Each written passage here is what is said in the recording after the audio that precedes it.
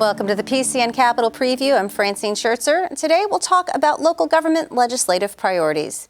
You can join our discussion by calling us toll-free at 1-877-PA6-5001 or text us at 717-219-4001.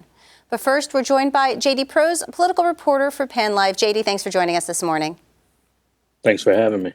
You recently wrote a story about a debate amongst the Democratic candidates for the 12th Congressional District. Before we get into the specifics of your story, tell our viewers what they should know about this particular race. What's unusual, you have incumbent U.S. Rep. Summer Lee in her first term. She's a progressive Democrat on, I guess some would say on the far left. The district includes Pittsburgh and portions of Allegheny County and Westmoreland County out here in western PA. She has two Democratic challengers already, Laurie McDonald and Bhavani Patel.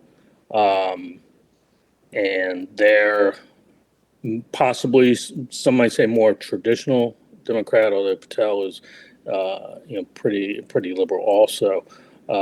So it's unusual you have two challengers coming in against a first-term Democrat. So it's raised some eyebrows out here in the West also. You had written that Democratic candidate Laurie McDonald drew the crowd's ire during this particular debate because her comments that residents of the district, quote, have no families, end quote, and also, quote, live in squalor, end quote. What were the context of these remarks? It was a forum at Carnegie Mellon University on January 28th. And according to the Penn Capitol Star, it was in the process of answering a question on gender-affirming care. And McDonald's comments, she referred to the district, and then, as you said, made those comments about the residents living in squalor, not having families. The crowd, immediately sort of erupted into jeers and heckling and sort of you couldn't really hear some. You could hear, depending on which recording you heard, there were exclamations of "what?" Yeah, you could hear audience members like, "What did she just say?" And then that died down. The moderators stepped in, but McDonald seemed to be defiant. As I read my story, if you watched the video, she came back and said, "You think you know, but I work. I work with these people. I work with these families. I help these families." She's been a longtime CEO and president of the Center for Victims here in Pittsburgh, which does sort of advocacy group. For families and everything out here. So it was pretty tense, you could tell, a couple of minutes where she really tried to defend herself, amongst the crowd by sort of, giving a resume of what she's done to help the people, but I think damage had already been done. If you listen to the crowd, just continuing to heckle and jeer her. You had written that McDonald's entry into the race raised eyebrows because WXPI in Pittsburgh reported in 2020 a dozen current and former employees of the Center for Victims, which she led, and other managers created a toxic workplace. Can you explain? Yeah, it goes back. WPXI reported that, and there were current employees, there were former employees who were writing letters complaining not only about her, but other managers, sort of the entire management there at the center, using inappropriate language, some homophobic language, some language that might be considered anti-Semitic, and that it was just like you said, it was a toxic work culture. And the Center for Victims responded, denied the allegations. McDonald nor anyone with the Center for Victims would sit for an interview with Channel 11 at the time this was reported, and said, but they did say that they investigated the claims and that sort of unspecified action was going to be taken. Are additional debates anticipated for this particular race? Not that I know of right now. In addition to the 12th congressional race, what else are you covering leading up to Pennsylvania's primary? My focus, not much of a primary, but the U.S. Senate race is my bailiwick, and sort of that race, the general election, sort of already started for the main part. And obviously the presidential race and everything that's going to be involved in that. So it's going to be two pretty hectic, crazy races for me this year. JD Prose, thank you so much for joining us this morning. Great. Thank you. More of the PCN Capitol Preview after this short break. In 1968, a low-budget film made in Pennsylvania revolutionized the horror genre. Night of the Living Dead has spawned numerous imitations all over the world. Cast members and fans gathered in Evans City to celebrate the film's influence on popular culture. The Living Dead Reunion. They're coming to get you, Barbara. They're coming to PCN in March. PCN brings you live coverage of the 2024 PIAA Swimming and Diving Championship Finals. Watch Pennsylvania's top swimmers and divers compete live from Bucknell University March 13th through 16th. Watch live on cable or streaming with PCN Select. Learn more at PCNTV.com. PCN is Pennsylvania sports.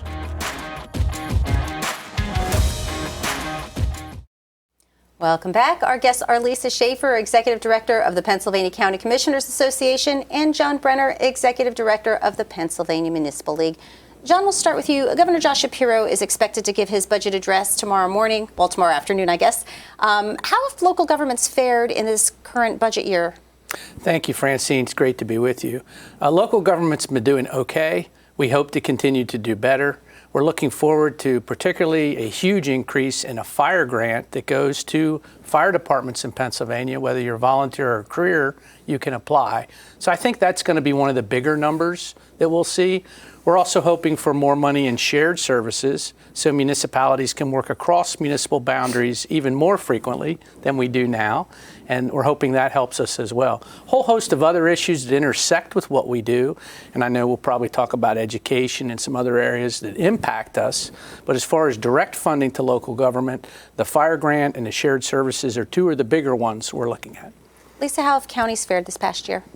So for counties, one of the biggest areas that we're focused on is mental health funding. We've seen such an increase in the need for mental health services over time, especially with the COVID pandemic.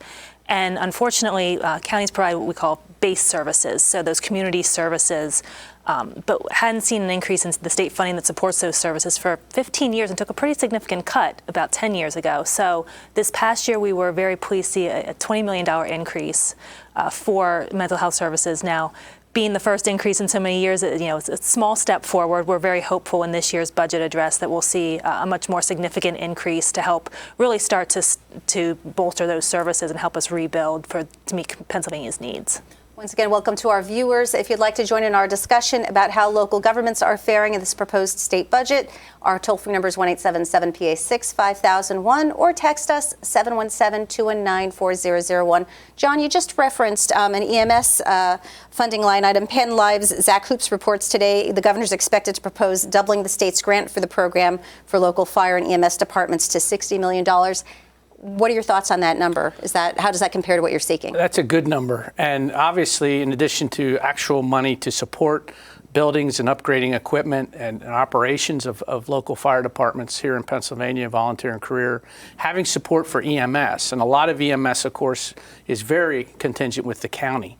And we know we don't really have a system of EMS like we like to think about. We really have a patchwork. And we have a lot of EMS units provided locally, some provided through hospitals. We have federal, Medicare, and all kinds of other issues that roll into how those are funded. Many of them have been struggling for a long time. And there have been efforts by all of us in local government to try to get more money in that direction. We're hopeful this will be a step in the right direction. Over the past week, the governor's office has released pieces of some of his proposals. These include economic development, public transit funding, making higher education more affordable. Lisa, did any of these stand out to you? Some of those pieces don't necessarily touch on county government, but I know several of our counties are watching the piece on community colleges and how that will play out.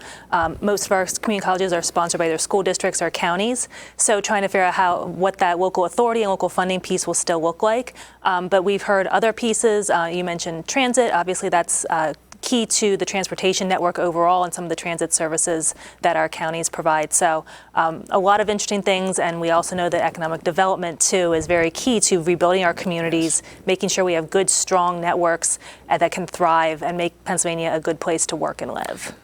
I couldn't agree more. And the economic development strategy that we're hearing, we had a little bit of a preview, and I think later today we'll hear some more about this. But the economic development strategy for Pennsylvania for the future is critical to all of us.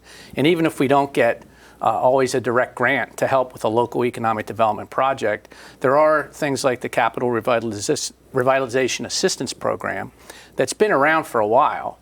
We are hearing there could be more money in that area, and that's a 50% match. So local government doesn't come up with the full bill. Local government can partner with the private sector and other economic development entities in their area to move an economic development project forward. I know the governor's also looking at innovative ways to improve state government, to make our communities and to make all of state government, all of our agencies, all of our departments, DEP, PennDOT, the rest, more friendly as we work on economic development, make it more business friendly in the community, but also all of us focusing on how do we keep jobs that we have and grow the kinds of jobs we want to keep our kids here long term. And I know there's a lot of effort at DCD, Community and Economic Development, on that economic development strategy, and we hope to continue to be part of that strategy. So today we're going to talk a little bit about both of your organizations and your legislative priorities and how they may align with what the governor's proposing in his budget address tomorrow. Lisa, your organization released their priorities about a week and a half ago, and we're going to talk through some of those specifically, but maybe let's take a step back and each of you can tell us a little bit about your organizations and how the local government entities that you represent affect the lives of Pennsylvanians. Absolutely, happy to. So our association, we represent all 67 counties in the Commonwealth. So everyone from Allegheny and Philadelphia, our two largest counties, down some of our smallest and most rural counties, Sullivan County, Forest County. We find that a lot of our counties, they face the same issues just on a different scale. And really, county government is where most of the local issues are implemented. So issues that touch your life every day, 911, elections, the assessment and taxation system. We talk about transit, and we do some county bridges, the human services in particular. So we talked about mental health before, but homeless assistance, substance abuse services, children and youth services, all those family services, all those things that, sometimes you don't even realize that they're available to you unless you have a reason to go to the courthouse. Even things like, recording your mortgage or recording a deed, things like that unless you would go, you might not know all those things that we do to help support the community on a daily basis. So we're there to help support our counties, support their excellence in county government so that they can do the work they need to do every day back home. John, tell us a little bit about the Municipal League. Sure. We've been around since 1900. We started as a league of third-class cities, so York and Wilkes-Barre and Erie and other places got it started. Next year's our 125th anniversary. Today we represent municipalities of all shapes and sizes. Our membership is open to boroughs, cities, and townships. 50% are cities, including the big ones, including smaller and mid-sized cities, and 50% are boroughs and townships. Many of our communities are full service. They provide police services, fire services, public works, park and recreation, and either work with an authority or provide other water and sewer services to the community. So these are the places where local leaders make decisions that affect your daily life. I know we don't always get the focus on what this does as citizens, but when you need local services, when you need your trash to be picked up on time, when you need help with a blighted property in the neighborhood, you need help from law enforcement and fire and all the rest, that's what we do. Our job as an association is to support those local governments. And the members of our association are the actual municipalities. We provide a lot of training for the local officials in a variety of areas. Obviously, advocacy. We're nonpartisan organizations to work on both sides on priorities that our members have set up. And of course, programs and services to help local governments save taxpayer dollars. Those are all the things we do. You can look at PML, and get all the details. And you can see whether or not your community in Pennsylvania is an active member of the Municipal League. How does your organization determine what its legislative priorities are for the year? We have a process like many associations. We engage the membership. We go around the Commonwealth in the spring to our district meetings and listen to what local officials have to say. They have a chance now digitally to plug in and give their priorities and make sure our policies are updated. Just about everything you can think of from local government are listed as somewhere in the policy. And then our members, our board of directors, our officers help hone in on what those priorities are each time, each legislative session. We've just reaffirmed our priorities for 2024, the second year of this session, as you know. So we're focused on public safety, trying to help local police departments get radar and other technology to do speed enforcement and stop the insanity of the way some folks are driving on our local streets and roads. We'd like to have support, continued support for how to hire more cops and how to retain them in their roles. That's a big issue. We want to make sure we're doing everything we can on municipal finance. So local governments have tools going forward. Right now we're limited to what we can do. Our tax laws go back to 1965 and haven't been updated significantly since then. So we have a whole host of a menu of options that local leaders could have if the legislators give us the authority to help pay for those expensive public safety services and other services. And finally, number three, we focus on community development and infrastructure. So most of our priorities fall right into those areas. Lisa, how do PA counties determine what their priorities are for the year? We're very similar to the Municipal League in that all of our positions, all of our policy is membership driven. So in our case, we have a number of different policy committees because we cover so many different issue areas. They're the ones so we have two different processes. One is our platform, which is kind of like our Bible that says, what the association supports and opposes lots of different areas. So every year, every summer, our committees work to bring those forward. They review to make sure those positions are fresh. And those are all voted on by our membership. So we know as staff, when we go to the Capitol and we're going to advocate, that we are truly representing what our members think and believe and feel. And then in the fall, we take those top issues and say, okay, for next year, what are the top things that you want us to be proactive on? So we can't obviously lobby every issue. And so again, our policy committees work, they kind of bring that short list and our members vote on that in the fall so that they can then too have a completely membership-driven agenda for the coming year. So for us, we talk about mental health funding, that's again our top issue, but we have other issues that tie in, and really, if you look at the full list, it really embraces the scope of the different things that counties do. We talk about the needs of inmates with mental health issues and behavioral health issues in our jails, the juvenile detention capacity crisis, the need for more places to make sure kids can be safe and have a place to get services they need, broadband development and expansion, prevailing wage reform, right to know reform, looking at vote by mail reform. So you can see all those different things. There's a lot of different ways that counties are looking at these different issues for 2024. Let's get into some of the specifics on both of your lists. The county commissioners are calling for an increase in the 911 surcharge. For those that aren't familiar, can you explain where this surcharge is being levied and how it's being utilized? Sure. So 911 is provided by the counties, and it's funded from a surcharge on all phone bills. So last fall, that surcharge went from $1.65 per month to $1.95 per month. The counties have been asking for an increase to $2.30 per month because it hadn't been increased since 2015. And unfortunately, with the surcharge where it is now, the system, we are doing a lot to regionalize, to work together, to find shared backbones, ways to make things more efficient and cut costs. But with the new technology that we are continually implementing and the costs of making sure we have good, qualified, trained people in those seats to answer those calls when they come in, the costs of the system continue to increase. So our local property taxpayers are still picking up about 25% of the share of the 911 system, much more than it used to be prior to some of the surcharge increases. So when the increase was passed in the fall, the General Assembly said we're going to sunset this for another two years. So in 2 years, we'll come back and see, we'll do a study and see what needs to happen. So we want to make sure this issue stays on the radar screen for the legislature and the General Assembly. We don't want to wait for 2 years and then scramble to figure out what needs to be done. We've got a lot of work to do. We want to make sure all of the technology current and future can be accommodated properly. We want to make sure everything is properly funded because in your moment of greatest need, again, 911 is one of the things you don't think about unless you really need it. But when you need it, you want somebody to be there to pick up the phone and help you and make sure that your emergency services can get there in a timely fashion. Now, you'd mentioned that mental health services was your #1 priority. As counties are seeking an increase in this, a reminder of viewers, what kind of mental health services are being provided by county government? So counties support community services, so services that are available to anyone. Therapy, inpatient services, but also those other ancillary services. So things that might help support family services, housing services, things that are needed to provide a stable life as well as stable mental health. And what we're really finding right now is that it is so difficult just to get into a provider. We hear stories of people having to wait 6 months or having to maybe go to another town or even another county to find someone who's open. And much like a physical injury, you know, when something is bothering you and when you need that help, or especially if it's a crisis situation, you don't have 6 months to wait. And the longer that you have to wait, or if the service is farther away and you can't make it convenient, you can't make it something you can keep up with, then that's not going to help you very much. And we start to see much more of those crisis situations. We've absolutely seen those over the years. So we want to take and invest in the proactive approach, help people up front so that we don't get to those crisis situations, so they don't end up impacting our emergency rooms.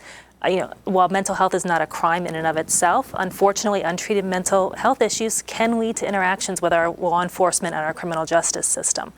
And jail is no place to treat a mental health issue. So we want to be sure that we are treating these people, treating all of our Pennsylvanians up front, getting them the services they need. Not only will it better serve people, it will also save us dollars too, because we're not waiting until we have the more expensive crisis situation to deal with. To what extent do county mental health entities rely on a state appropriation compared to other resources like perhaps Medicaid? So there's a lot of different funds. It's a very complicated question that you're asking, but in general for us, for the base services, they are for those who have no other resource. So the system now funds probably a little bit between 600 and 700 million of the services. We did a study last year. We think the system's probably another $1.2 billion in need, quite frankly. So a lot of ways to go. You know, we commend the governor for starting his Behavioral Health Council to look at a long-term plan and a long-term vision for behavioral health services in Pennsylvania, because we agree. We've got a huge investment to make, but the needs of our Pennsylvanians and the system we need isn't the system we needed 20 or 30 years ago. So what does that system need to look like? So as we're building and investing, we're building the right system and not just the system we've had all along. Will receiving the funding that you're seeking help to alleviate some of those waiting lists that you talk about, or is there still a need for more service providers? So they go hand in hand, because the more funding that we have, the more that we can bolster that service provider workforce. So right now it's been tough with not being able to keep up with wages in some cases. A lot of our providers have had to cut services or even close in some cases. So the more funding that we have that we can invest in our workforce, it's a very people-heavy industry, so we need to make sure that we're investing in that. It's going to take time. We know that, you know, if we had $1.2 billion an increase in this budget, we're not going to be able to hire everybody we need to fill that gap. It's going to be a long-term build, and that's where the strategy and the funding going hand in hand are just so critical. Has the pandemic that initiated in 2020 had an impact on the size of the need that you have for mental health services? Absolutely. I mean, it was growing long before then. We were seeing an increase in both the number of cases and the complexity and the level of need in those cases. But certainly I think we all saw during the pandemic, you know, how with isolation and some of the other things that were going on, mental health needs certainly grew even more. So it is an ongoing and growing issue that we need to start really stepping back and saying, how do we rebuild this system now and make sure that it doesn't keep falling going forward? Can you talk a little bit more about the link between the need for mental health services and other services that may be connected, such as not only correctional, but also perhaps alcohol and drug rehabilitation? Absolutely. So with the latter, in a number of cases, mental health issues and what we call substance abuse issues, so drug issues, alcohol issues, they co-present. So people often have both issues at the same time. One of the nice things about the county is we do both of those services. So we can try to work to make sure people are getting services that meet all of their needs at the same time. And like I said before, that can also include things like, you know, do they need help finding a job? Do they need help finding housing? Things that will make their life more stable and make it easier for them to maintain the work they're doing, the services they're getting. Because, like I said, what we are seeing is that a number of folks with mental illness and substance abuse problems are ending up in our courts systems, in our criminal justice system. I'd say the vast majority of counties will tell you that most of their inmates at this point have some sort of issue. And, you know, being isolated in a cell, it's just not a counties are not de facto mental health hospitals. But unfortunately, then what happens is counties is people will get treatment in that setting, but then when they come out on the other end, the community system isn't there to help them maintain those services. So what we see is they relapse because they aren't able to maintain the services they have been getting, and we create this revolving door where they come back through the front door, we give them so again, all these things, there's lots of branches to it, but so much comes back to having a good community mental health system to help people. You'd also talked about juvenile detention facilities often lacking capacity to meet their needs. What happens if a youth is charged with crimes and then the facility can't house them? So what our counties are having to do right now is they may have to look farther and farther out of state. I mean, we have kids who are going out of state, which doesn't help them maintain stable connections to their homes, to their families as they're going through. It might mean that the level of services, the appropriate level of services, they might be able to get them a place, but they don't have the level of service that a child needs to fully get the help that they need to come back and live in their community. So we sometimes find that there are folks just waiting, that they just don't have a place for them. And that's very dangerous for our communities too. So obviously, we always want to make sure that we are doing everything we can to provide services to kids. We don't just want to lock them up. That's not what this is about. But sometimes there are kids with such severe needs or whose crimes are so severe that we need a secure place to put them. And that's the kind of capacity we're talking about that we are having difficulty finding so that we can make sure that kids can stay close to their communities and get the services they need. On a different topic, I'm thinking because we just mentioned the pandemic, and another issue that had come up as a result of that was the need for broadband, as it's not spread thoroughly throughout the state at this point. Can both of you talk a little bit about the need for broadband, why it's so important to have it throughout the state? Well, I think some of the things that Lisa's just been talking about with the county services is a great example of why we need improved broadband. We have many gaps in Pennsylvania where broadband isn't what it should be. I think we all learned that during the pandemic. There are lots of federal dollars that have come to Pennsylvania. Our organizations and others are all involved in helping to make sure we help fill those gaps, giving advice to the state, to the broadband folks to help put it together. We're working with industry. Industry is part of that conversation, which is very important in delivering those services. So there's a lot that can be done. There's a lot of dollars, but they're limited, and when there's a clock running. So we have to keep going and get the plan finalized, and that's what's being done right now. There's also other federal grants here that I think we should talk about because it affects all of us. It's the state, the county, and the local governments. We've had kind of three big buckets of funding from the feds for the first time in generations. We're all familiar with the American Rescue Plan, direct dollars that went to these communities, and they've been very helpful in a lot of areas that we're talking about today. They've also been very helpful to the Commonwealth's bottom line, and it's one of the reasons the Commonwealth is in a healthier financial state today. But we all have to understand those ARPA dollars are going to run out. The Infrastructure and Investment and Jobs Act from the federal government has been very helpful to get some things moving again in Pennsylvania and our other states. That money is not going to be permanent. And we also know the Inflation Reduction Act offered a whole host of financial options for local governments, for counties, and for the state. Again, that money's going to run out. So we have to look to the future. We're almost back to where we were before the pandemic in a lot of ways. And financially, that means we're going to, and for our local communities, we're going to have many places that when that federal money runs out, they're going to be looking for some other financial tools to make up the difference. Lisa, do you want to address briefly the need for broadband and how we're doing so far in terms of filling in the gaps? So I think there's a lot of work being done. We've been very fortunate with the state's Broadband Development Authority. Counties have had a strong seat at the table as part of those conversations because, like the municipalities, counties aren't necessarily responsible for broadband deployment, but we can help to bring stakeholders together. We can help find those funding resources.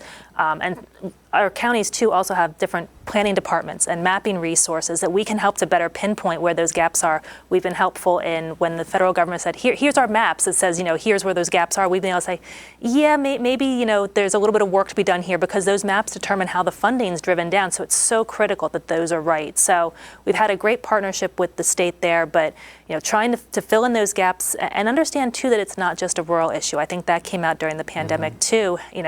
Even there are holes in our urban areas, but also accessibility. So are we talking about the necessary devices to make sure that people are able to get on? Are we talking about the learning that people need to make sure that when they do get online, they are doing so safely and securely?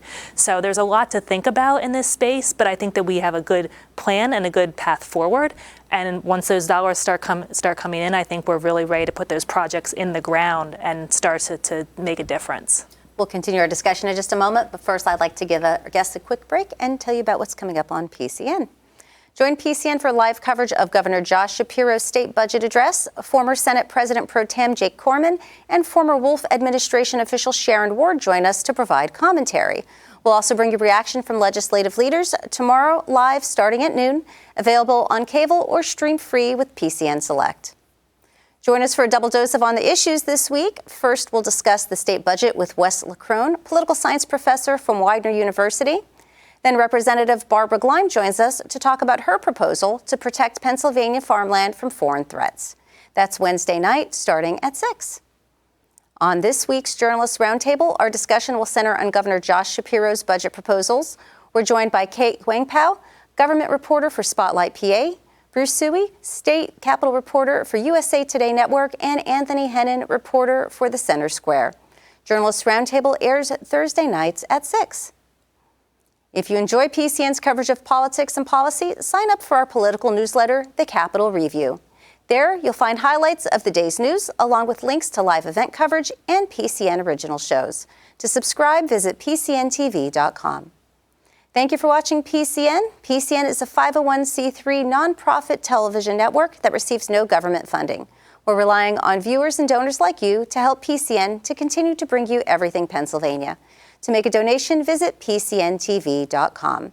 And a reminder to our viewers, if you would like to join in on our discussion about local government priorities, you can call toll-free 1-877-PA6-5001 or text us 717-219-4001. I'd like to circle back on our discussion about getting broadband more entrenched throughout the state. Have you found that any impact on local government's ability to retain businesses as a result of adding broadband resources throughout the area? I think broadband is such a critical part to attracting people and having them stay in our communities. And that goes across, that's our businesses, but that's also the people, the workers that we need.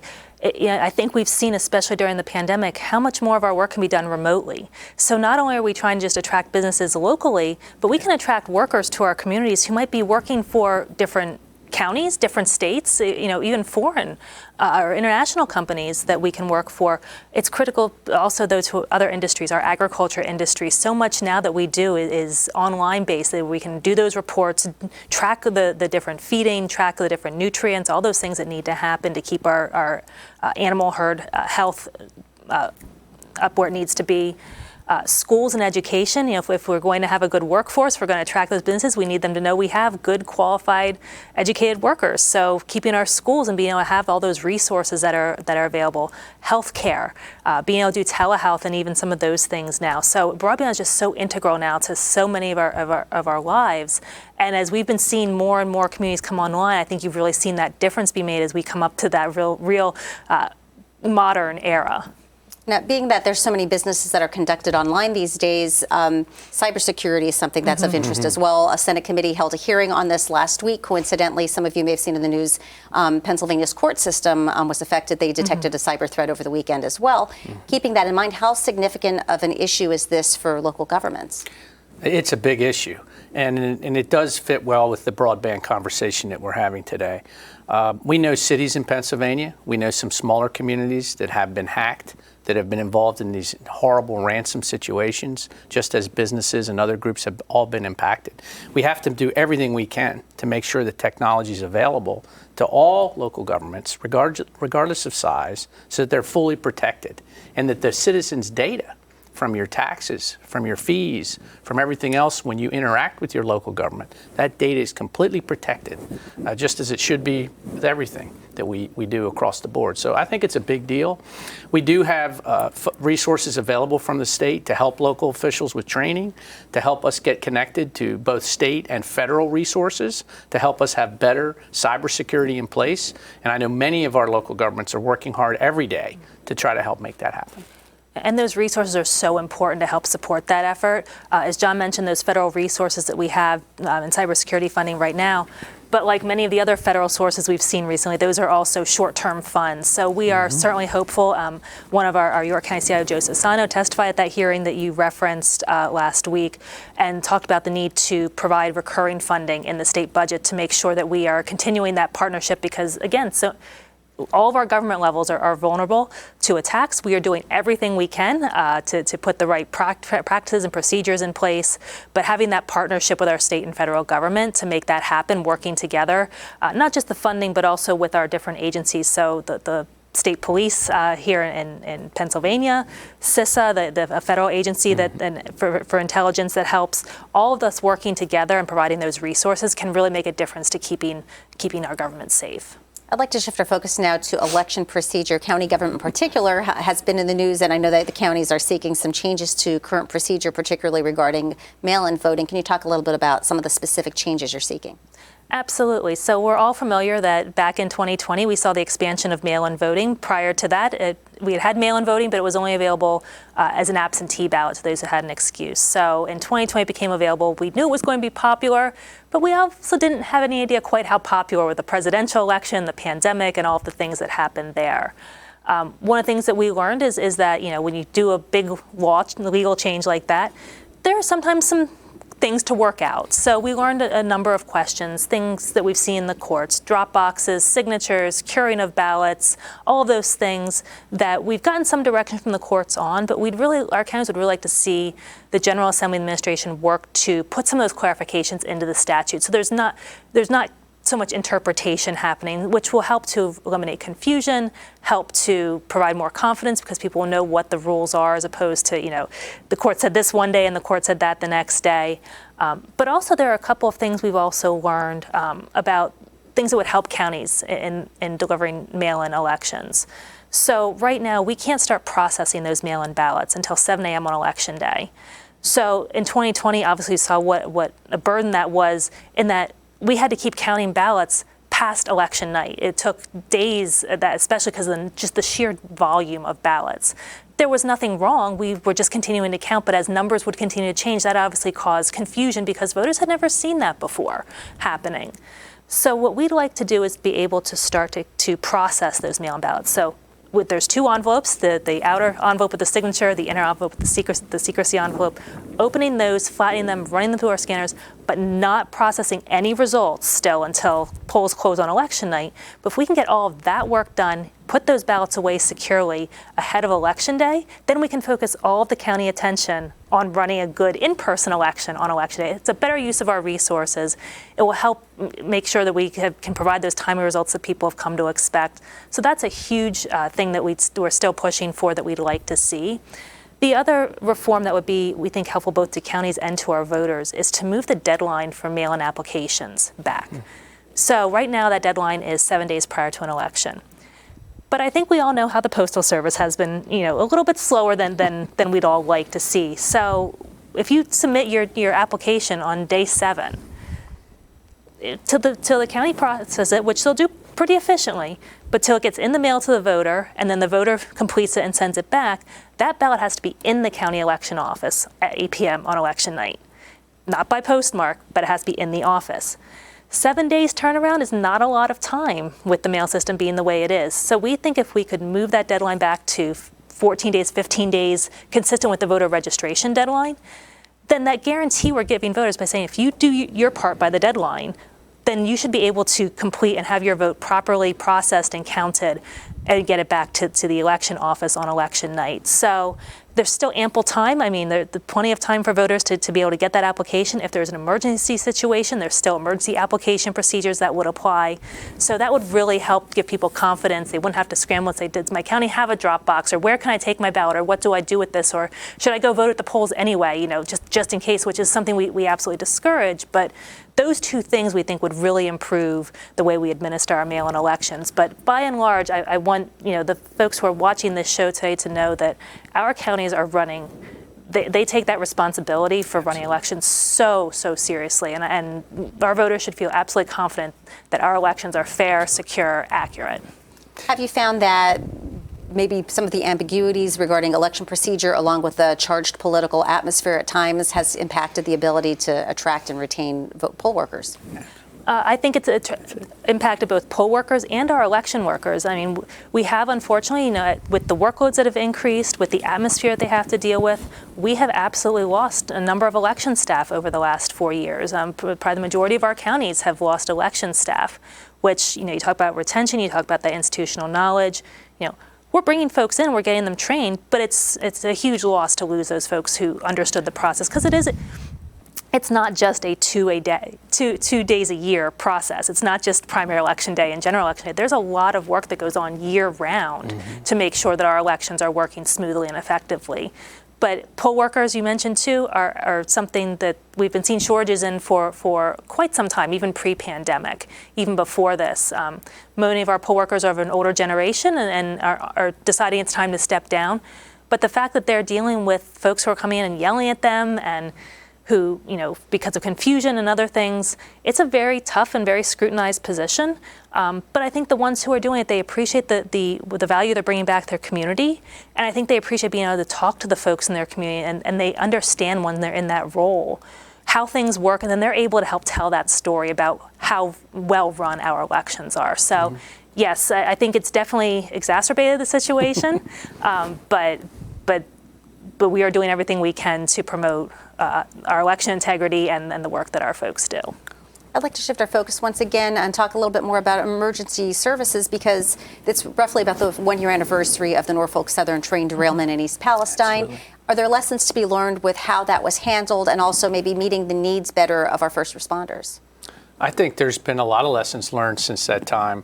Clearly, there's been more of a focus on all of us learning what is really being transported on our rails through our small towns, through our mid-size and larger communities in our cities, all across Pennsylvania. We have this great history of rail here in this state from a freight as well as a passenger perspective.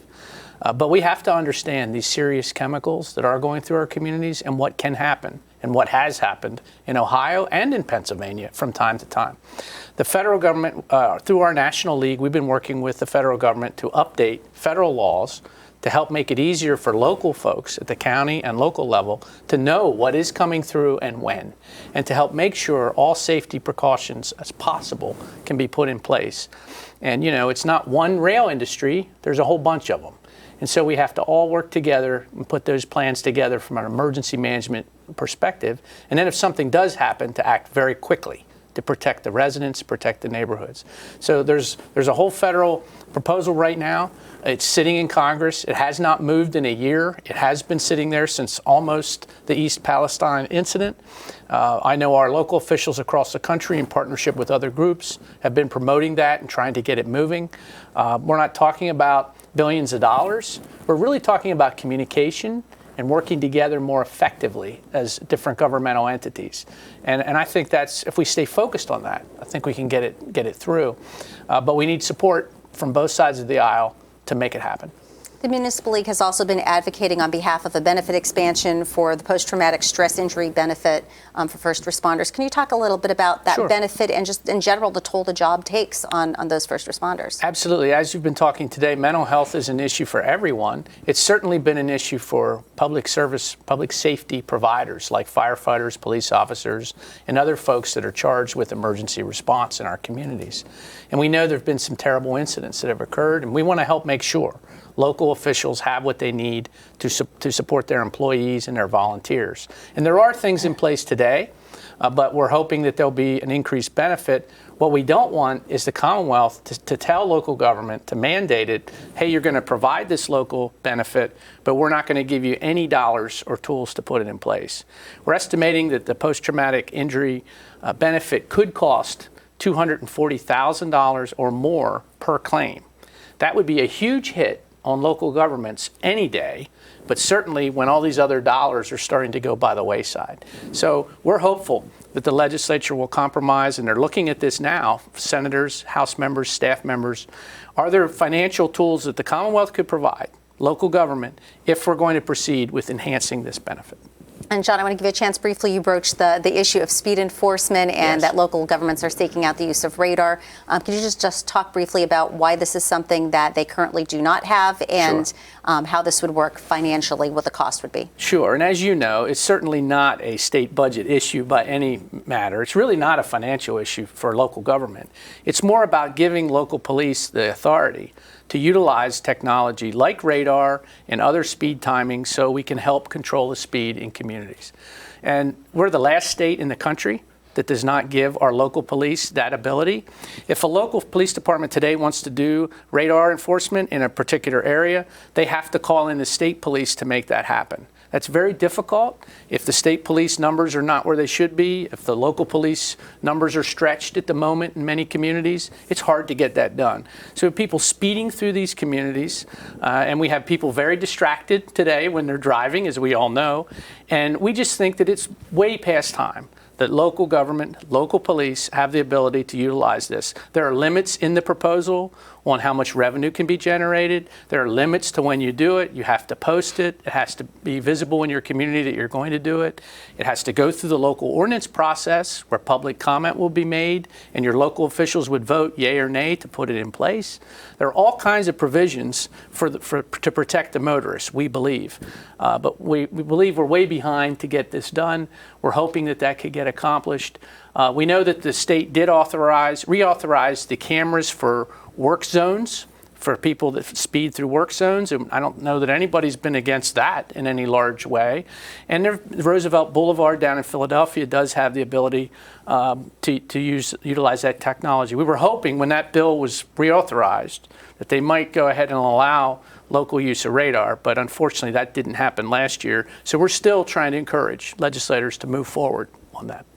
Last year's budget was delayed due to an impasse. What impact does that have on local governments? For counties, the impact is very huge. You go back to the impasse in 2015 when no state funding came through until December, January of the following year.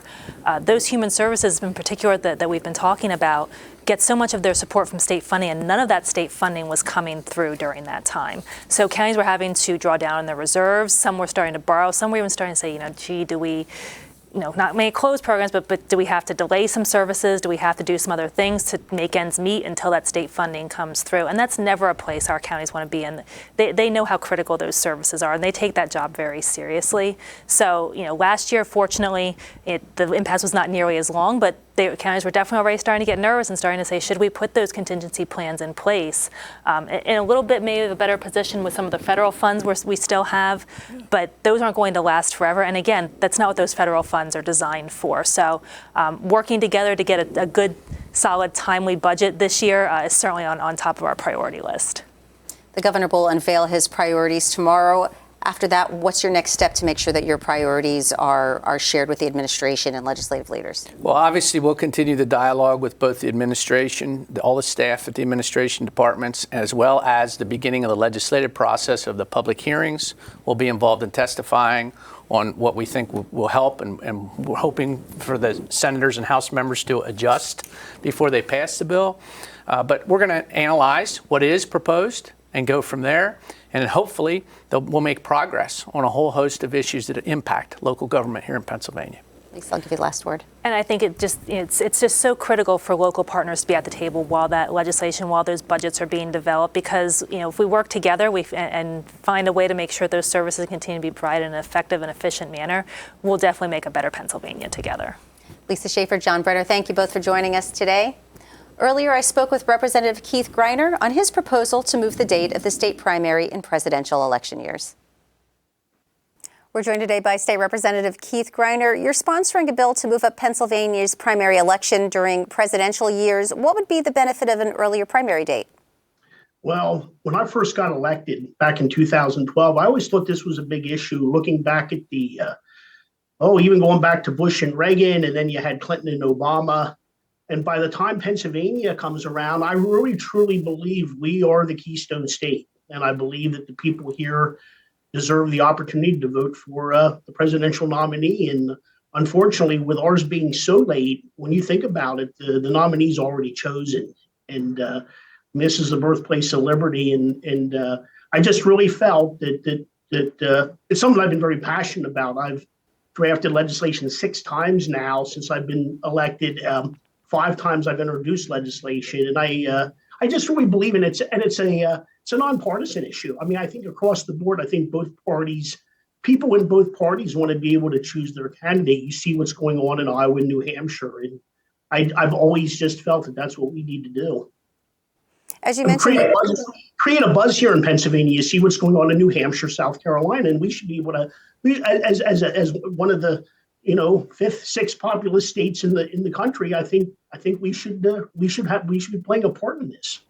As you mentioned, you've offered similar legislation in prior sessions. Could you explain for our viewers what happened last year, why the House and Senate were unable to come to agreement on the specific date? I think last year was somewhat unique because I know that this past year, I think that was more due to the Passover, due to the timing of that. At least that's my thoughts. I will say there was a bill out there that moved it back to the beginning of April. That's not soon enough. For me, that wasn't. That's not that effective a change.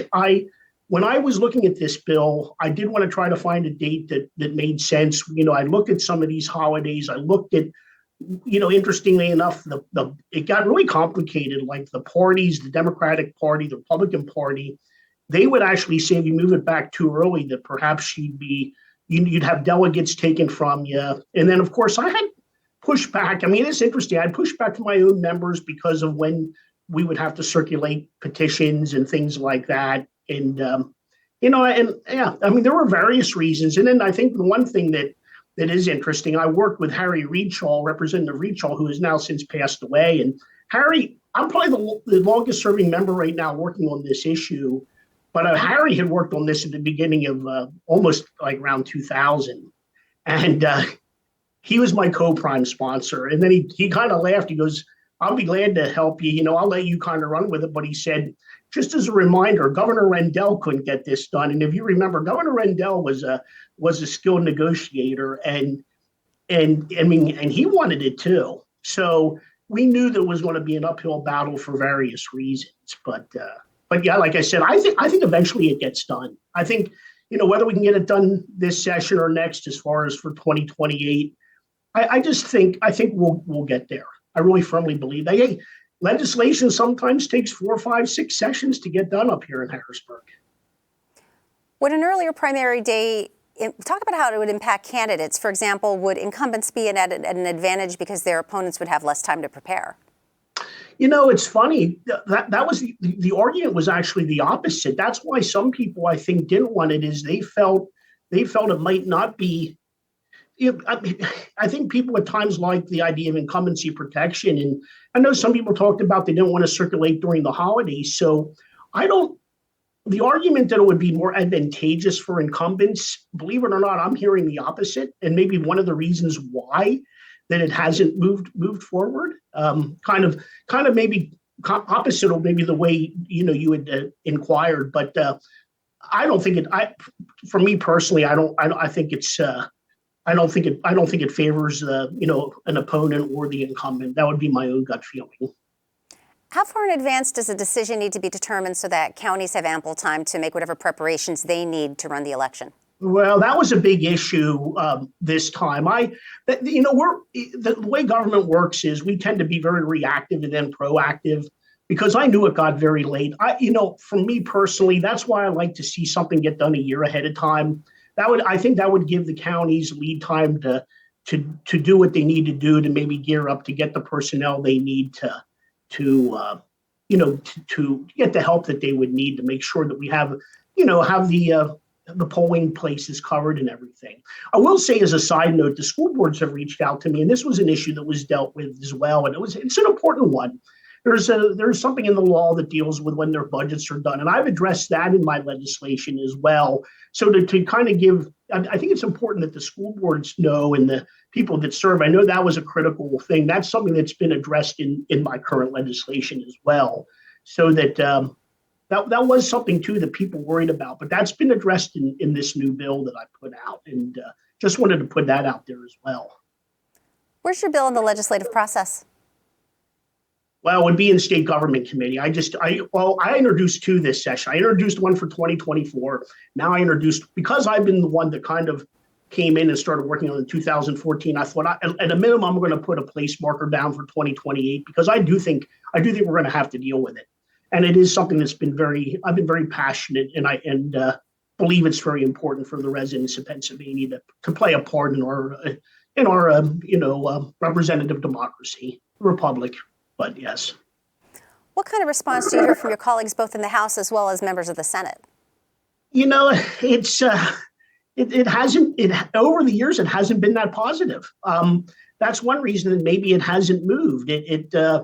It's been definitely when Harry was there with me, it was a struggle. Like I said, I have the party chairman, both the Democratic and Republican state chairman not supportive. We had leadership not that supportive.